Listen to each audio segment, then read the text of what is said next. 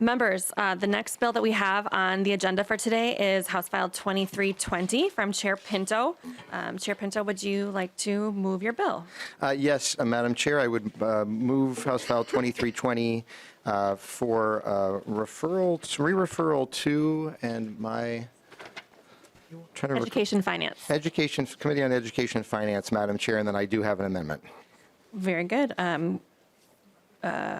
You can go ahead and move the A2 amendment. Okay, thank you, Madam Chair. And then the A2 amendment just makes a couple of tweaks to the bill, and most particularly is response to a concern expressed about making sure that the lived experience of children, youth, and families are in fact centered in the aspects of the department's work. And so I ask members to adopt the A2, and so I do move that. All right. Chair Pinto moves the A2 amendment. Members, any discussion or questions to get the bill in the shape that the author would like? All right, seeing none, all those in favor, please say aye. Aye. Any opposed, say nay. Right, so the A2 amendment is adopted. And Chair Pinto, go ahead and tell us how House File 2320 as amended. Thank you so much, Madam Chair. So members, House File 2320 is an initiative from the administration to establish a new Department of Children, Youth, and Families, while a new proposal, really the history of this is quite long at this point. There's been proposals to have, in particular, an agency focused on the needs of young kids that's been proposed and has been studied for a number of years. And I'm extremely excited that the administration is coming forth with this proposal to include not only programs relating to young kids, but programs that center, again, kids and young people and families all around.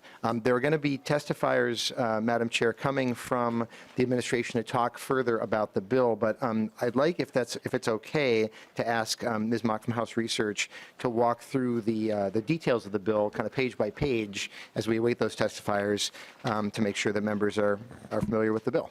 Certainly, we'll start with a House Research walkthrough from Ms. Mock. Thank you, Madam Chair. I'm going to start with Section 1. And members, you do have a bill summary in front of you or in your packet for House File 2320. So Section 1 adds the Commissioner of Children, Youth, and Families to the list of commissioners that comprise the Children's Cabinet and removes a director from an agency that was abolished in 2003. Section 2 adds the Department of Children, Youth, and Families to the definition of agency for purposes of statute governing state and tribal government relationships.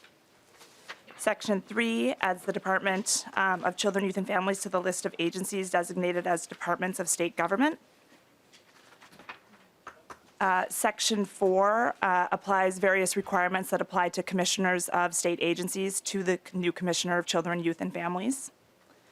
Section 5 adds the Commissioner of Children, Youth, and Families to the list of positions with salary limits that cannot exceed 133% of the governor's salary.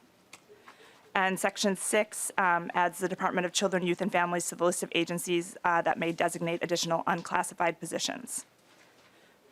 Section 7 starts with creating a new chapter that will be for the Department of Children, Youth, and Families. So Section 7 has definitions for commissioner and department for children, youth, and families. Section 8 establishes the new department, and it provides that the transfers that I'll talk about in a few minutes in the bill, they must be conducted in accordance with statutory requirements for transferring power and restructuring personnel and agencies. And Subdivision 3 establishes timelines for transferring personnel to the department and provides that the transferred employees retain the employment status, bargaining unit, civil service protections, and any coverage and under any collective bargaining agreements that they had prior to the transfer. So they'll take that with them into the new agency.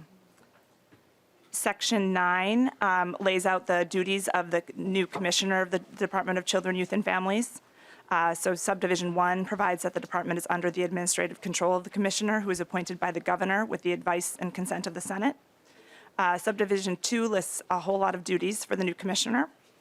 And then Subdivision 3 talks about data. So Clause 1 allows the department to access data of any classification held by other specified state agencies, counties, and school districts provided that data is not prohibited by state or provided that access to that data is not prohibited by state or federal law.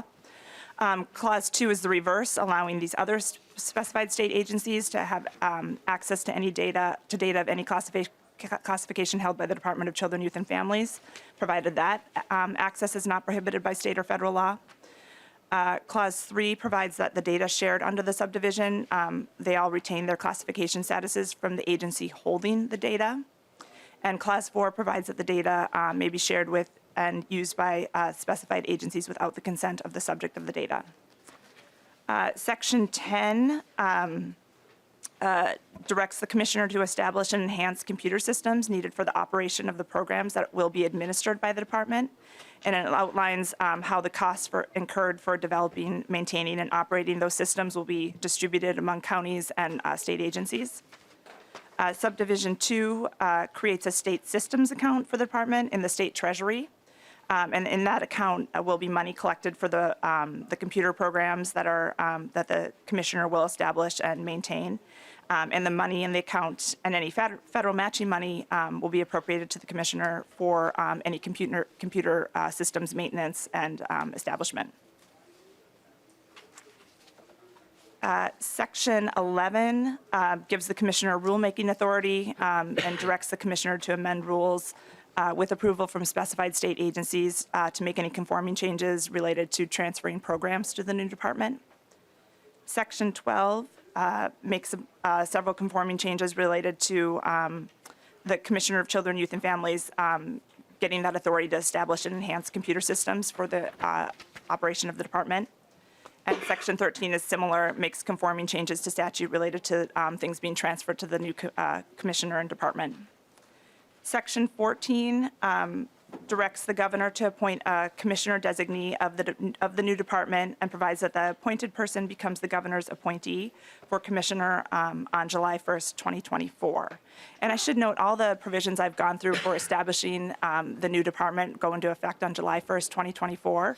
This appointment of the new commissioner designee goes into effect on July 1st, 2023. And then, as I said, that person will become the commissioner on July 1st, 2024. And then Section 15 is where there's the identification of all the programs that will be transferred from other agencies to the new department. So it provides timelines, Subdivision 1 provides timelines and procedures for those transfers. And then starting in Subdivision 2 identifies the programs that would be transferred from the Department of Human Services. Subdivision 3 identifies all the programs transferred from the Department of Education. And Subdivision 4 then identifies the programs that would be transferred from the Department of Public Safety. And these transfers, this section goes into effect July 1st, 2024. And that would be the earliest the transfers would take place. But some of the programs are under federal administration, so those programs wouldn't be transferred until there was federal sign-off. Section 16 is a revisor instruction directing the revisor and state agencies and nonpartisan staff to work out any changes to statute or rules because of establishment of the new department.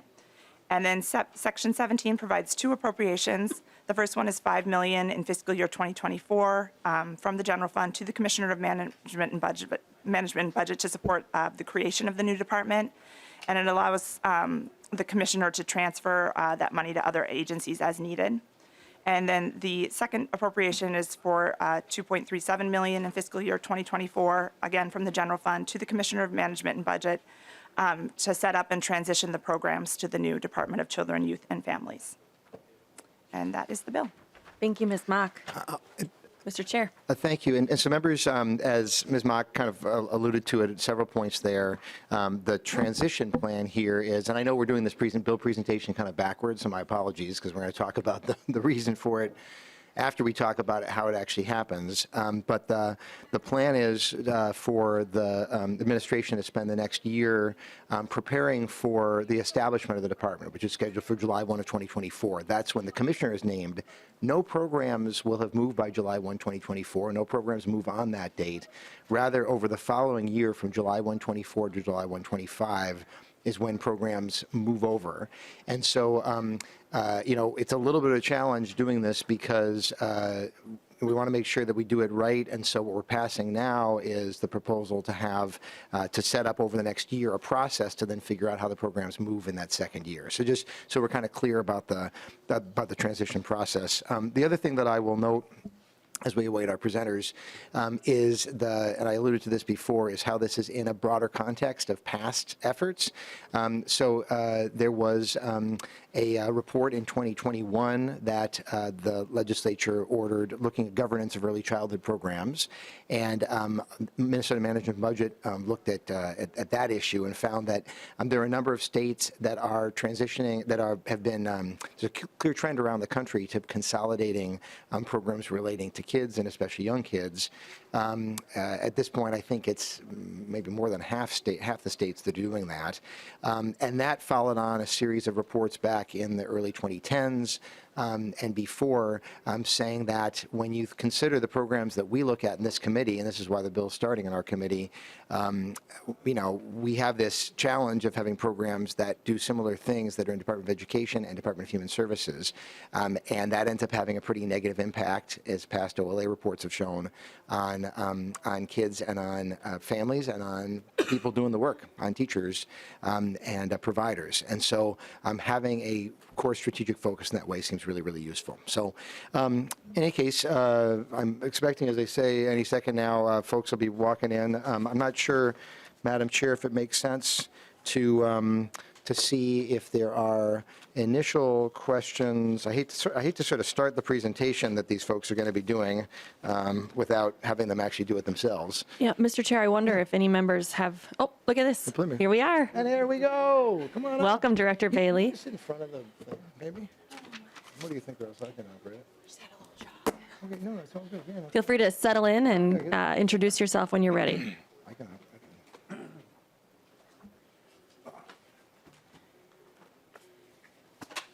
All good. So we walked through the bill. We did all kinds of stuff. So yeah, all good. Okay. Good morning, Chair and members.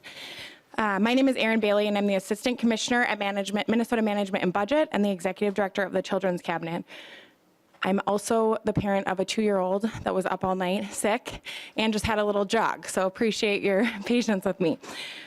The Children's Cabinet, housed within Minnesota Management and Budget, refers to the convening of the state's commissioners around children and youth.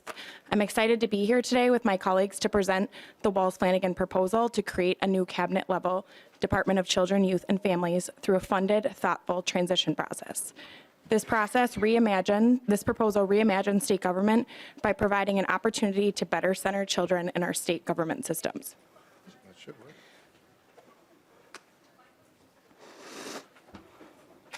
I will be presenting today with Bobby Burnham, MDE, Assistant Commissioner over the Office of Teaching and Learning, and Tiki Brown, DHS Assistant Commissioner for Children and Families.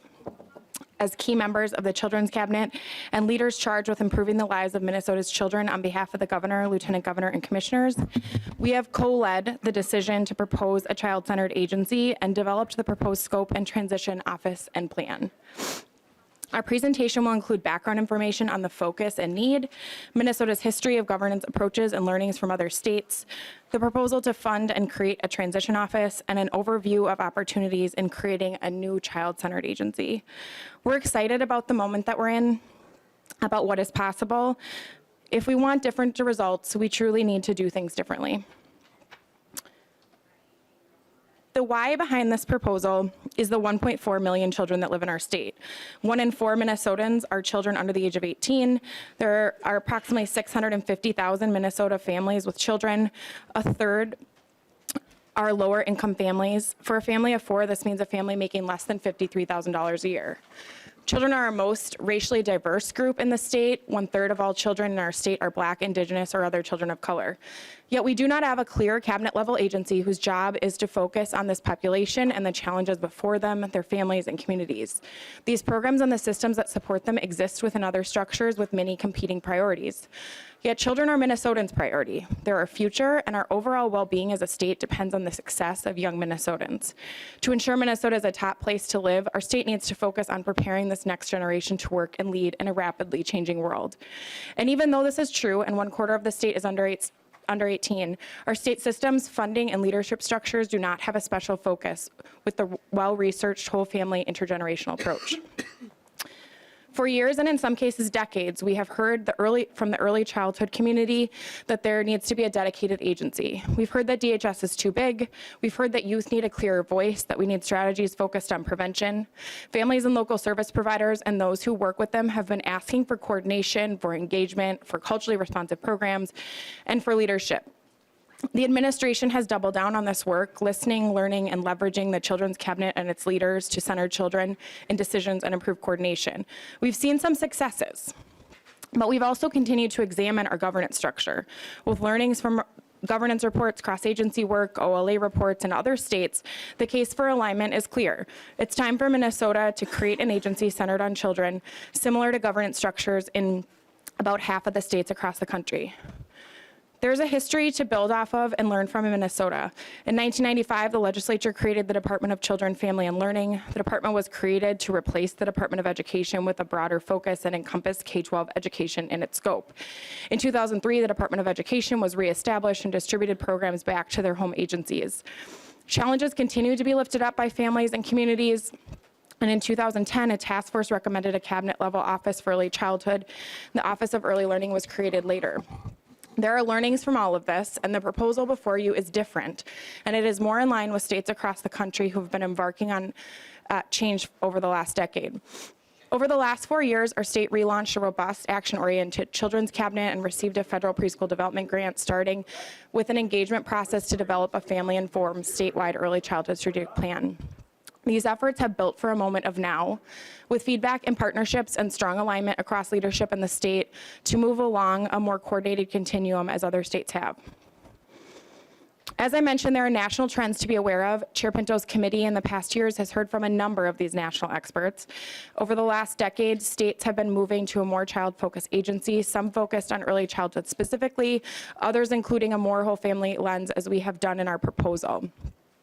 As our 2022 governance report stated, related to children's programs, there are 3 models to consider: consolidated into new agencies, consolidated into existing agencies, or depending on coordination. Several states, more states, are now in the process of transitioning from coordinated to a more consolidated model of governance. Washington State is one model that we have examined and use it as an example of consolidation across a broader spectrum of children and family programs. The state consolidated early childhood economic supports and child welfare services. Their agency was established in 2017, consolidating services from the Departments of Health, Human Services, and Early Learning. The transition to consolidation has streamlined the focus and presented opportunities for innovative service coordination. Our 2022 governance report was clear about what states need for governance change, with careful attention to planning with dedicated staff, resources, and time, engaging with leaders and securing buy-in, determining funding and resources needed. Considering these factors from governance research, along with results from engagement across state systems and structures, and from hearing from families, service providers, tribes, counties, local partners, and other states, the governor and lieutenant governor have put together a proposal for the new Department of Children, Youth, and Families with a transition process and timeline that provides the resources and time to get it right and to adapt with all of you as needed. I'll transition to the proposal. The why, as I alluded to, the governor and lieutenant governor are proposing this new structure to enable a recognizable public face and a clear front door in the state's quest to prioritize children, to improve communication outlets, to increase opportunities to maximize and coordinate funding, align outcomes, and convene leadership, to consolidate holistic supports, and to sharpen the focus of current agencies. In accomplishing this why, our leaders have agreed to hold these principles. I'll focus on just a few: clearly having a whole child family focus, a focus on a child through their lifetime, services that improve ease of access and navigation. And in Living This Out, the proposal creates a new agency that would not begin until as early fiscal year 24, and includes the consolidation of early child care and early learning programs, family-focused community programs, economic support and food assistance programs, and youth opportunity and older youth investments.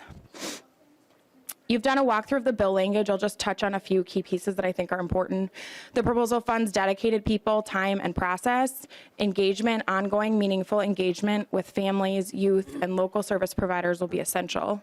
The language includes employee protections. The goal of this effort is to focus, prioritize leadership to lead to better outcomes for children, staff, and partnership with them is critical. The language directs the transfer of core programs between July 1, 24 and July 1, 25. It is not all immediate on July 1 of 24. Significant thought went into the core programs listed in the legislation. The core of the proposal is an elevation of children and family services at Department of Human Services. The proposal then consolidates other programs within this, and the bill language and existing authorities allow for adjustments to these core programs. But we truly believe that this is the right first step. This is a big undertaking, one that is urgently needed, and we know that in dialogue with Minnesota families and you, additional changes will occur. The focus of the bill funds an implementation team and transition fund, obtaining authority and resources to support creation, alignment, and launch of a 2-year process of moving core programs to the new agency. The transition will be established on July 1 of this year and will consist of a team at Minnesota Management and Budget that's responsible for leading the establishment of the new agency, planning for the transition of programs to it, including elements related to budget, finance, legal, human resources, IT, policy, public engagement, and project management. We'll leverage the transition funding for the purposes of building the shell of a new agency, including staff, space, IT, equipment, and supporting existing agencies with transition costs.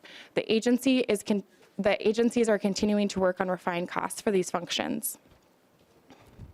We know we have, again, done a walkthrough of the bill, but I think it's important for a full list of the programs proposed to be seen in plain language for the sake of clarity and transparency. This slide includes all the programs identified that are currently at the Department of Human Services.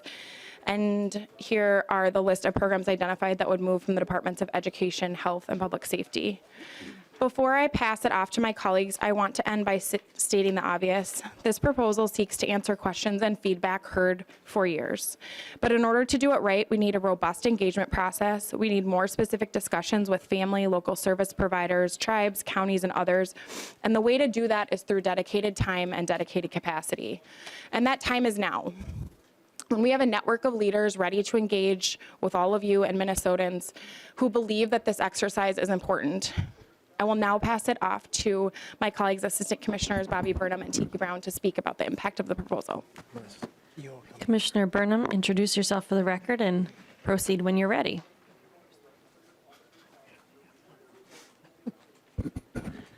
Good morning, Chair. Good morning, committee members. My name is Bobby Burnham, and I serve as the Assistant Commissioner for the Office of Teaching and Learning at the Minnesota Department of Education.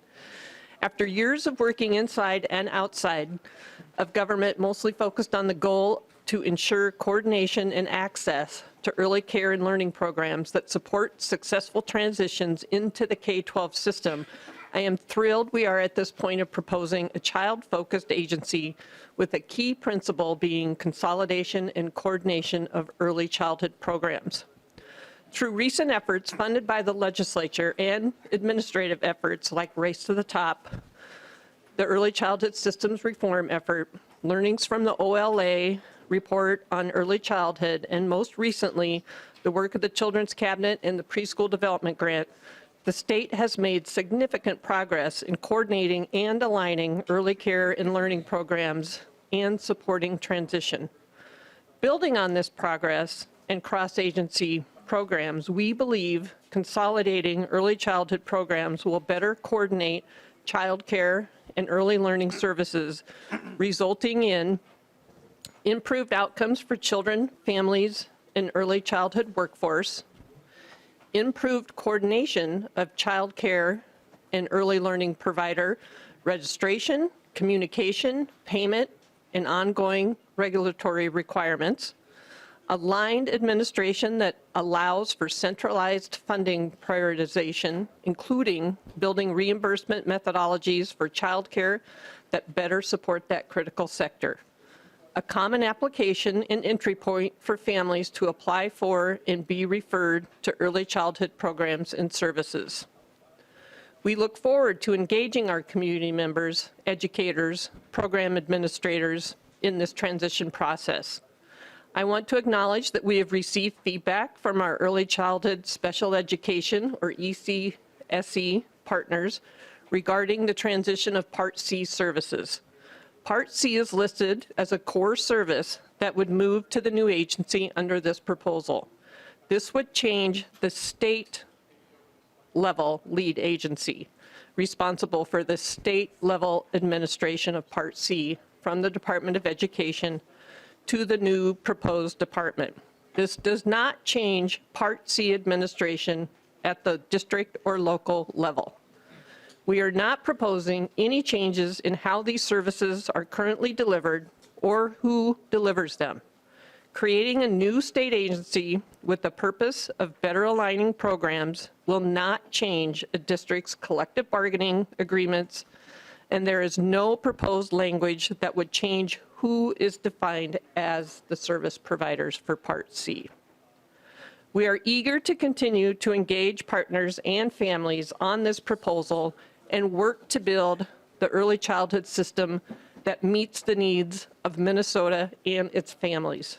Nearly all Minnesota families are working with one of the highest workforce participation rates in the country, and 98% of lower income families have at least one adult who works, meaning they need access to affordable childcare for their young children, and they're juggling to meet their children's basic needs and provide opportunities to help them learn, grow, and thrive. We have made significant progress toward better coordination in our early childhood system, and we believe shifting governance of programs will build on that progress to improve service delivery, support the workforce, and most importantly, better ensure our young children thrive. Now I will pass to Assistant Commissioner Brown to speak to additional opportunities in this proposal. Thank you, Commissioner Brown. You can introduce yourself and proceed when you're ready. Good morning, Chair and members. My name is Tiki Brown, and I'm the Assistant Commissioner for Children and Family Services at the Minnesota Department of Human Services. Having worked in state government for over 20 years, one lesson I've learned is that for a population or an initiative to be a high priority, it needs to have a clear champion and a shared vision, especially when it comes to cross-program or cross-agency coordination. The opportunity before us to establish this new agency and provide transformative funding to advance opportunities and equity for children and families is an opportunity to make a positive impact for generations to come. We are in a unique moment where leadership is aligned around centering children in their decision-making, and genuinely believe that this new agency will provide sustainability of structure for the state to prioritize children and families. Leaders with significant experience both inside and outside of state government in running effective programs, change management, and driving outcomes and progress are supportive and ready for this change. DHS takes equity and outcomes for children very seriously, and often the structure and competing priorities prevent the prioritization and representation needed to elevate the needs of children and families internally in the agency, at the legislature, and with community partners. A new agency would sharpen that focus on children and the work of DHS itself. Specifically, a Department of Children, Youth, and Families will enable the creation of a sustainable central state vision to ensure Minnesota families are able to reach their full potential. The agency will provide the leadership and coordination needed to support children and families by valuing and implementing research-based, multi-generation approaches, focusing services for adults who play key roles in the lives of children as a source of meaningful, equitable impact, by prioritizing economic and food assistance programs so that every child has access to culturally relevant opportunities to help them learn, grow, and thrive, by coordinating implementation of a unified statewide networks of community resource centers.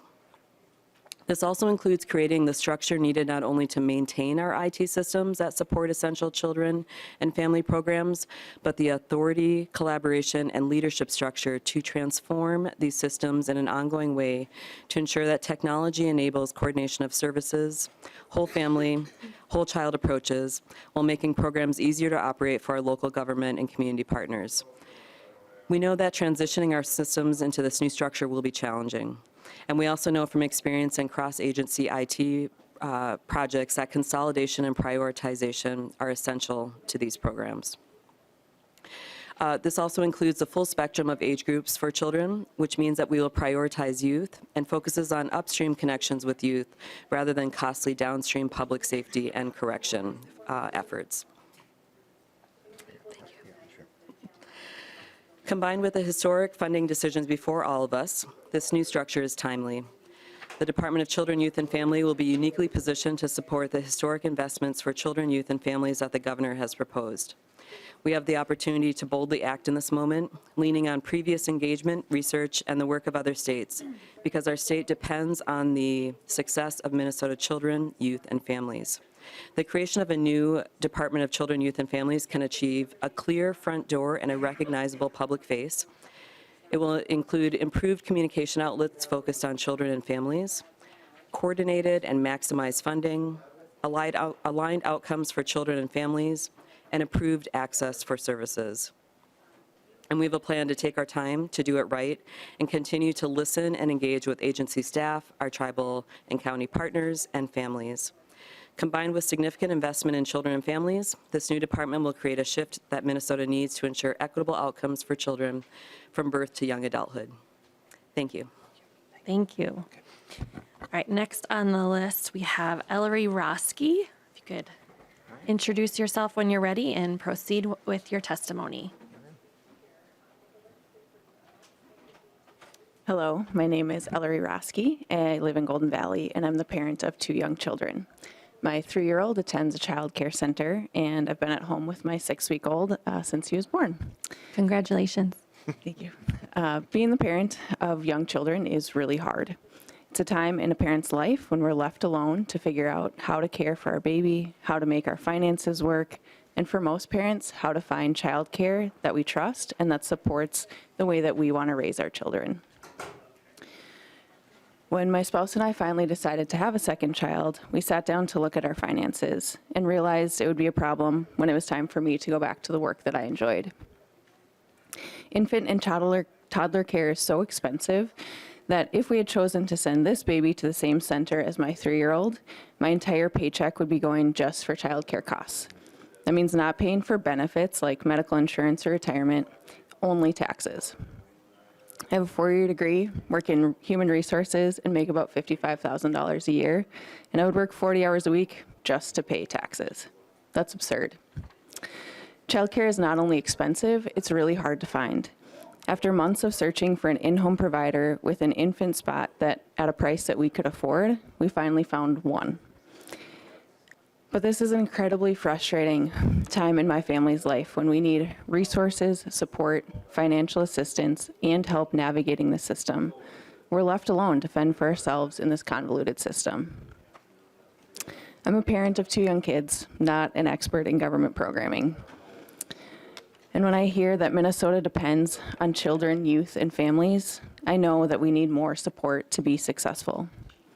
Going through what I went through and knowing that it's still not over, I think it's common sense to have a department for children, youth, and families in Minnesota to prioritize helping families like mine as we navigate through one of the hardest times in our lives thus far. And to be clear, a family like mine is middle income and better off than many Minnesotans. We still struggle to make much of this work in this time.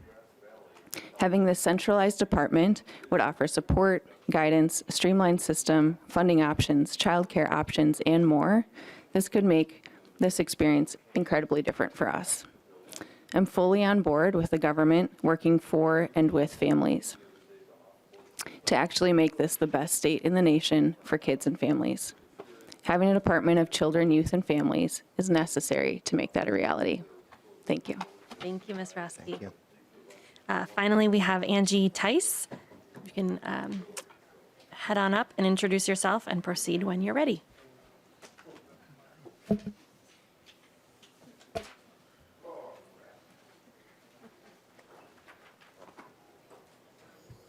Good morning, Chair and members. Hi, my name is Angie Tice. I'm the Child Wellbeing Policy Analyst for the Association of Minnesota Counties.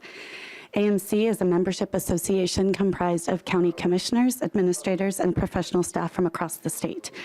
In a state-supervised and county-administered system, our county workforce is the frontline staff, and we see the opportunity, frontline staff implementing policy and regulation that is passed at the state, federal, or local level. We see the opportunity and the tremendous opportunity in this proposal and are uniquely positioned to provide valuable feedback as we consider how best to serve Minnesota children and families while also paying attention to our workforce. Our goal and intention is to better address equity and improve outcomes for children and families in a more holistic way by focusing our efforts on budget and child and family strengthening programs and community partnerships. We desire to better serve Minnesotans and streamline services and supports while working towards shifting the current system that is built around deep-end, crisis-oriented services to one of supporting children and families and community. We have an opportunity with this proposal to build on and design initiatives that promote protective factors and family strengthening supports, such as those within the Community Resource Center proposal. We see the opportunity, so I'll note opportunities and then some anxieties we have. First up in the opportunities column, we fully support centering equity and lived expertise in the design and implementation process. We see a tremendous opportunity to shape a shared vision and robust collaborative engagement process. There's an opportunity to examine the roles of each intergovernmental partner, our county, state, and tribes, and work towards building a more collaborative relationship that is focused on serving Minnesotans and better doing so. We see an opportunity to assess, realign, and stabilize our financing systems that support this work, specifically in the areas of child welfare and public assistance programming. There's an opportunity to better design and modernize the information technologies that support this work, such as SSIS, and I'd like to thank Representative Hansen for her work on paperwork reduction.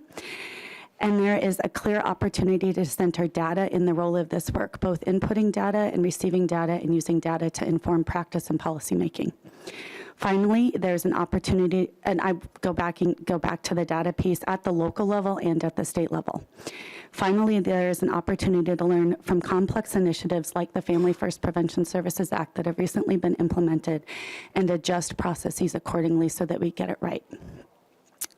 While showcasing the opportunities, there's also significant apprehension about a transition to a new agency among counties. In addition to seeing the opportunities, county human services are uniquely positioned to share the complexities and inherent challenges that exist in our current structures and with the Department of Human Services.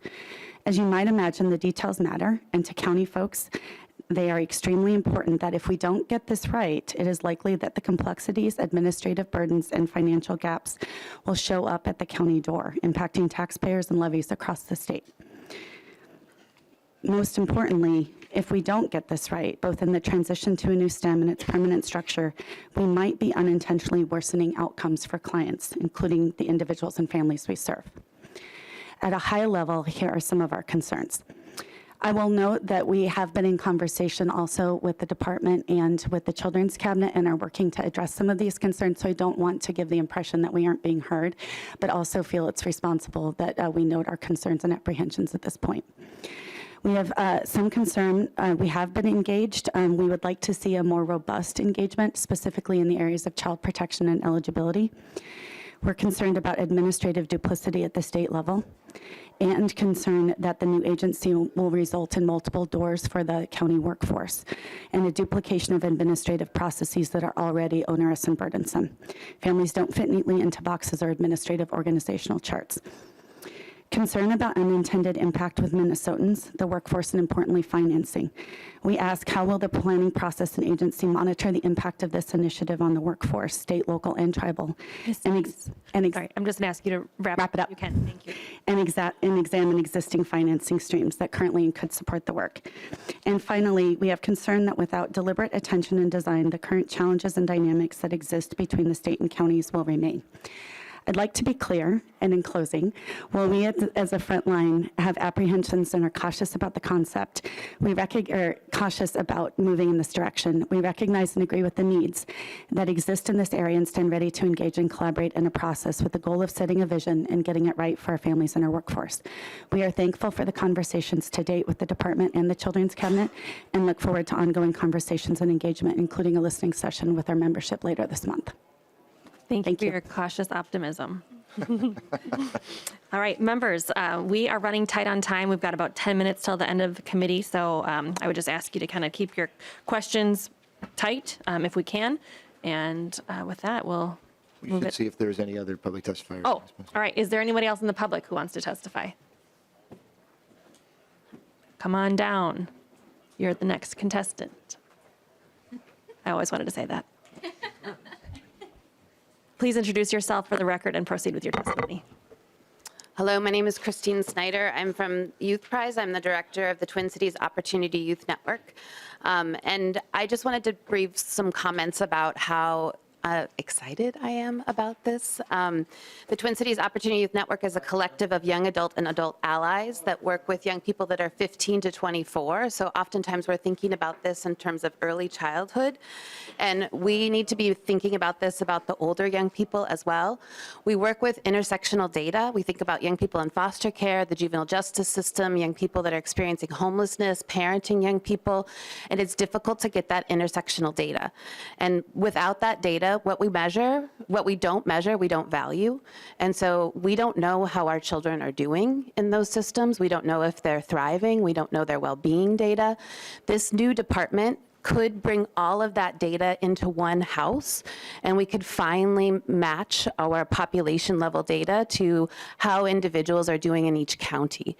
And so we don't want to be left behind in the opportunity youth space. We want to just say that this also department is for those young people too, and we're excited about the adaptation of the youth voice, because we know that it's critical that young people are at the table when decisions are being made with them, that they are at that table. So we just want to say thank you, and we're very excited about this moving forward, with one caveat that we would love for conversations to continue about youth homelessness moving over from DHS, and also conversations about the youth workforce at DEED.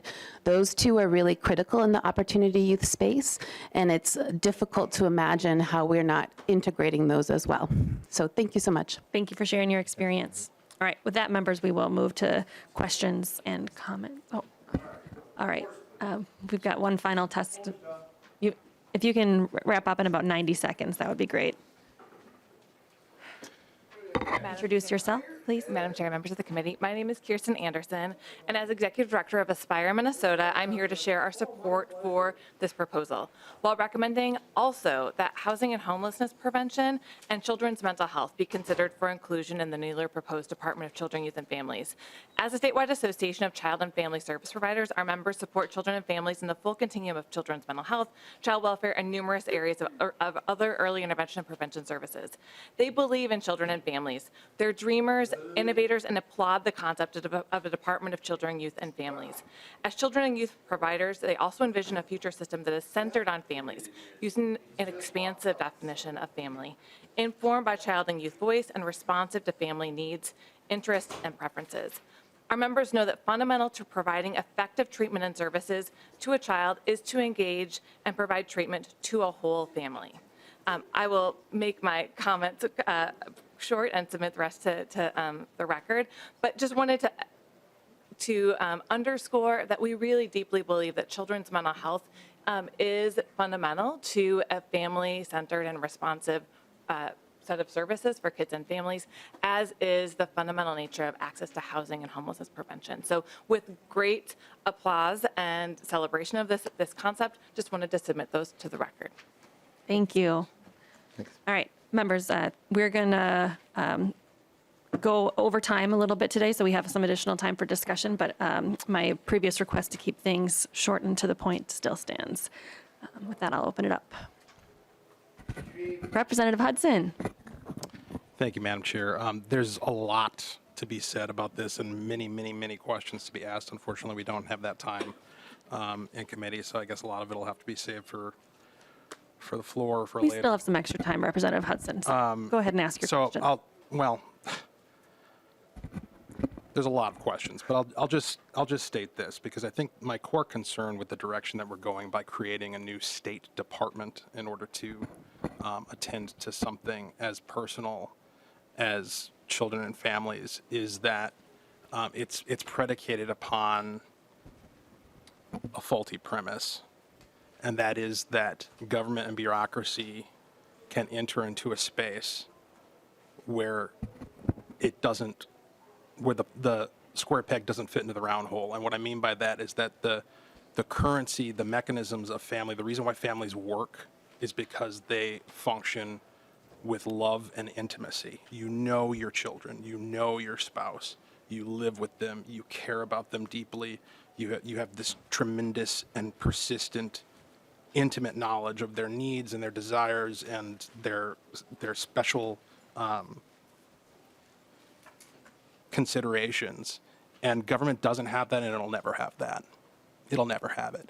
And what we're doing here is we're replacing love and intimacy with ideology and bureaucracy.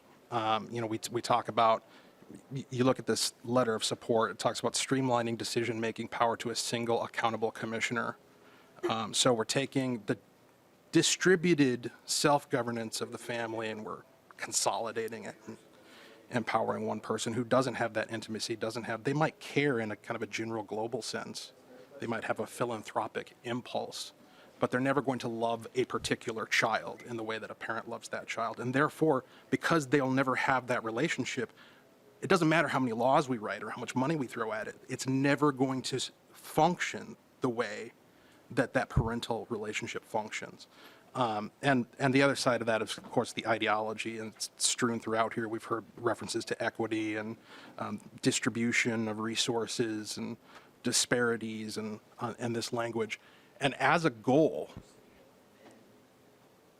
addressing disparities doesn't serve a child, a particular child. Children don't need disparities attended to. They need guidance. They need teaching. They need love. They need intimate concern. And as a goal, that's going to be pursued by a bureaucracy that's going to report on how well it's doing to achieve the goal of disparities and inequities and racial and economic and this, that, and the other thing. That's going to create a force that focuses on the numbers rather than things like behaviors, culture, habits, values. Those are the things that impact the lives of individual children. Not aggregate statistics, which is what government will focus on. And we know that because it's what it always focuses on. So I appreciate the time. Right. Thank you, Representative Hudson. Representative Hicks? Thank you so much, Chair. I do just want to thank the department for continuing to dialogue about how to get this right. I have really big feelings about our child protection system, how it's working, how it's not working, what's going great, what's not going great, and some of the different pieces of that. And I believe that this is an opportunity to do better.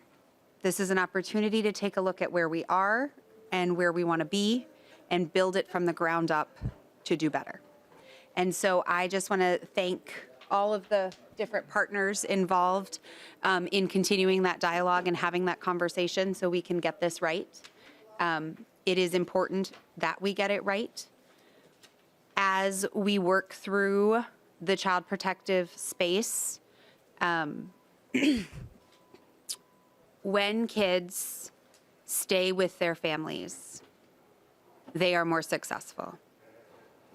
Child protection is traumatic for everyone involved. Everyone. And it is important that we make sure that we do this in a way that brings voices to the table and does better. And I'm excited to move forward in that journey with a great group of committed professionals to do that. So I just wanted to publicly thank all the different stakeholders who have been engaging in that dialogue. Thank you. Representative Coulter. Thank you, Madam Chair. And as I find myself frequently doing, I want to first of all associate myself with the comments that Representative Hicks just made. And I am really, really excited by this proposal, and I'm proud to be a co-author on it. In fact, As I was mentioning in a meeting yesterday, I literally wrote a final paper for one of my classes in graduate school on this exact proposal. And I got an A on the paper for what that's worth. And I think this allows us to achieve a lot of goals. I think that we have spent a lot of time talking about in this committee, streamlining and consolidating services so that we can better serve the people of Minnesota, and in particular, kids and families. And some of you know that before I was elected to the House, I worked at another legislative body that I would prefer to keep anonymous in this state. But I worked there for a long time, and I heard a lot of conversations about the way that, in particular, DHS can do things differently, needs to be structured differently. And, everybody has their own ideas, and I'm sure if we went around this room, we could probably get 20 or 30 more. But at a certain point, we have to take action. We have to step forward and say, this is what we're going to do. This is what we're going to do differently so that we can do things better. And I think this is a really exciting proposal to get at that. And it also shows that we are prioritizing Minnesota kids and families by giving them a figurative and literal seat at the table. And so I'm really excited about that concept. And, I would say that there are a lot of conversations that need to be had before July 1st of next year and so on. But I don't think the conversations really ever end. I think that's sort of part of the purpose of why we are here. And as this new department moves forward and as we are able to sort of get our feet under us on how it's going to operate, I think those conversations will always continue. We will always have conversations about how we can serve folks better because that's the nature of the gig. So thank you. Right. Members, any further questions or comments? All right, Representative Daniels.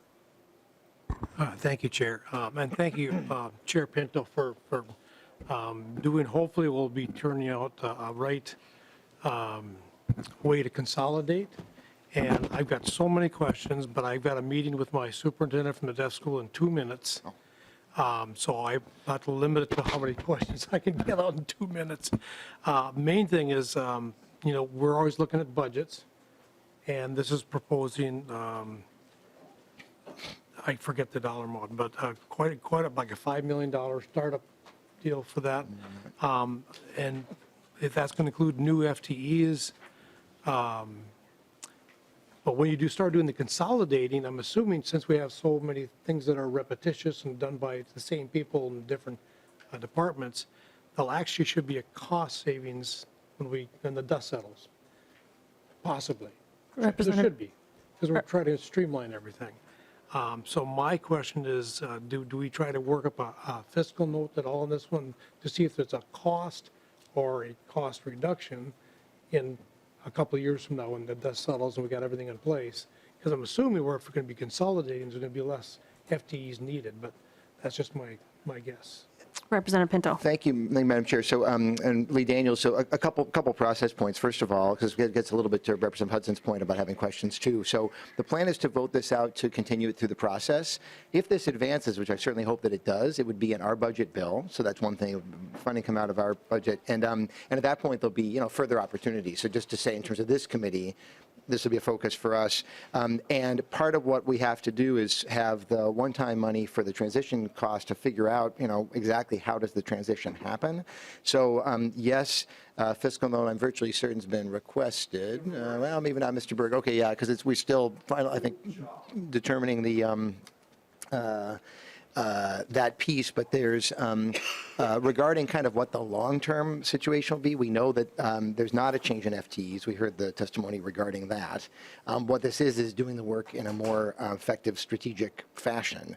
And so I think the key right now is that there is the one-time cost to get the agency up and running and to figure out how that process works. As far as the long-term point, though, I don't think that's exactly the point of this. The point is, really, as it's said on the slide that's on our screen, is to place kids at the center of government and be more effective in how the work is done. So I don't know that we can say that there's going to be a cost savings in the long run. But again, that's not exactly the focus as far as I'm concerned. Representative Daniels. Thank you, Chair. And there's so many little questions that really need to be answered before this, happens. Like if an employee's in one department and they're asked to go to another department, are they going to be forced into that, or is it going to be volunteers? And I was with a company that we downsized in 2009, and I lost more than half of my department, and it was not a voluntary thing. It was all, you're done today, see ya. So just those details, so that these people that are going to be affected by the new department will have time to adjust and time to decide what they want to do. But there's so many questions like that. They're not. It'd be a lot to put in the bill, but that's kind of questions I've got still, and I know we're running out of time. And Yeah, Mr. Chair, I mean, thinking potentially that these people are going to keep their same jobs, they would just be reporting to. Well, yeah, why don't we do this? I'll just say, so I definitely heard the firm, but this is not a downsizing, to be clear. This is not about anybody losing their job. As far as sort of who transfers over, exactly how that happens, I'm not sure if there's somebody who can. Yeah, we'll ask Ms. Bailey. Director Bailey. Chair.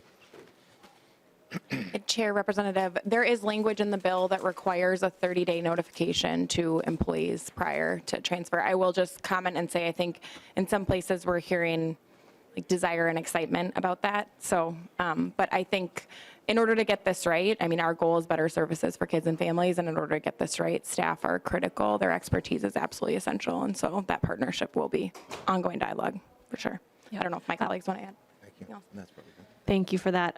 Members, we still have about 5 minutes. I know Representative Daniels might have another appointment to get to, but feel free to continue on in your questions if you. There's so many. I apologize. We'll have to come back to it at a later date. But I'm more interested in some of the details, and I'm hoping the overall theme of this new department will streamline it, consolidate it, make it more efficient. And when you're talking about those subjects, theories, it should in the long run work better and save the taxpayer money. And that's my hope. The goal is that we can just do all this and it'll be better for everybody included. Because I've heard so many in the last 10 years or 9 years about departments having to work different parts of this thing, the safety committee, the safety department, the MDE, DHS, and hopefully when that dust settles, that this will be better, faster, and cheaper. Thank you for that, Representative Daniels. And I just will take a really brief comment. I think that this has been a great conversation so far today. We've got a lot more questions and comments, and we can hash that all out together. But I appreciate, Chair Pinto, your leadership in this area, Director Bailey, for all your work, and you and your colleagues have been putting a lot of thought into this over the last few years. And I think, certainly this department would be intended to support and supplement families, children in Minnesota, never supplant the role of a parent. And I think that's just is something that we really need to consider, that some families need more help than others, and we need to be able to give folks that assistance when and where they need it. So thank you, Mr. Chair. I'll let you wrap up. Thank you, Madam Chair. Thanks to members and all. Representative Pinto, sorry, I missed Representative Lee here on the list, if she can. Okay. Yeah. Really quickly. Apologies, Mr. Chair, and apologies to my colleagues. I guess I just want to tie a lot of the loose threads that we've been talking about today, and also throughout this session.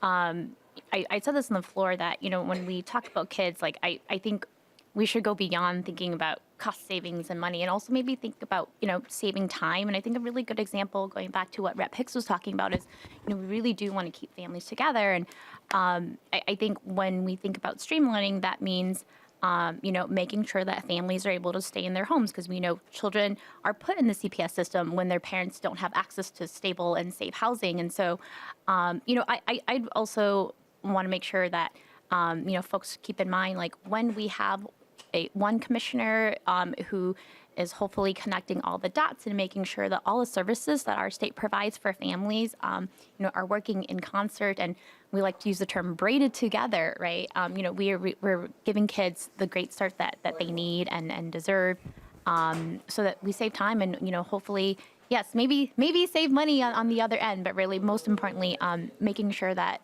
folks get to where they need to go. So, thank you. Thank you. All right. Good. Chair Pinto. Thank you, Madam Chair. Thanks all for the discussion, and let's keep on having it. And again, this will come back before us in a budget bill, I would expect. So let's keep the conversation going along the way. Thank you to everyone, especially to these incredible folks who've been putting this together. Thank you, Madam Chair. And with that, I would renew my motion that House File 2320, as amended, be re-referred to the Committee on Education and Finance. That's okay, Madam Chair.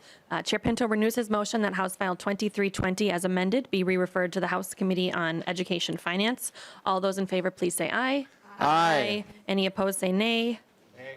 All right. House File 2023, it's the year 2023. House File 2320, as amended, is hereby re-referred to the Committee on Education Finance.